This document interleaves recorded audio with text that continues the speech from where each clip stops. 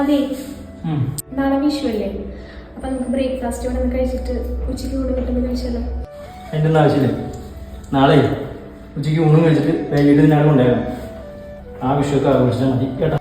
അതെ, വീട്ടിൽ ചേച്ചിയും ചേട്ടനും പിള്ളേരൊക്കെ വന്നിട്ടുണ്ട്. പച്ചമൊന്ന് കുറേ വർഷമായാലും എല്ലാവരും കൂടി ഒരുമിച്ചിരുന്ന് വിഷുവൊക്കെ ആഘോഷിച്ചിട്ട്. അപ്പൊ നമ്മളും കൂടെ ചെന്നാൽ ഇത് അവർക്ക് സന്തോഷമായില്ലേ?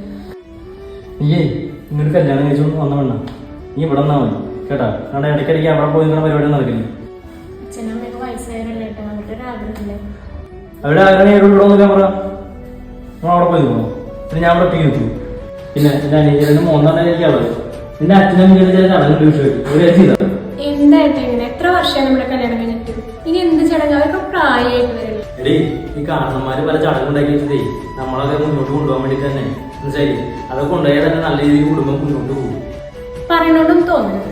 എല്ലാവരും ഈ ചടങ്ങൊക്കെ എടുത്ത് കളഞ്ഞുകൊണ്ടിരിക്കുന്ന കാലത്ത് നിങ്ങൾക്ക് നാണാവില്ല ഇത് പിടിച്ച് നടക്കാനായിട്ട്. ഈ കാരണന്മാരൊക്കെ എന്തിനുണ്ടാക്കി വെച്ചത്? അന്നത്തെ ജീവിത സാഹചര്യം കൊണ്ടാണ് അങ്ങനെ ഉണ്ടാക്കിയത്. എന്ന് വെച്ചാൽ ഇന്ന് അതൊക്കെ എന്തിനീ താങ്ങി പിടിച്ചോണ്ട് നടക്കണേ? നമ്മളൊക്കെ ഇല്ലതൊക്കെ മാറ്റിണ്ടാക്കാറ്. പിന്നെ വിഷുവിന് ഞാൻ എൻ്റെ വീട്ടിൽ പോയിട്ടല്ലേ ചോദിച്ചത്, വേറെ എവിടെയില്ലല്ലോ. ഞാനത് ചോദിച്ചത് നിങ്ങളോടുള്ള ബഹുമാനമാണ്. എന്ന് കരുതി ഞാൻ പോവാതിരിക്കില്ലേ? ഞാൻ പോവുകയും ചെയ്യും, വിഷു ആഘോഷിക്കുകയും ചെയ്യും. നിങ്ങൾ വേണമെങ്കിൽ വന്നത്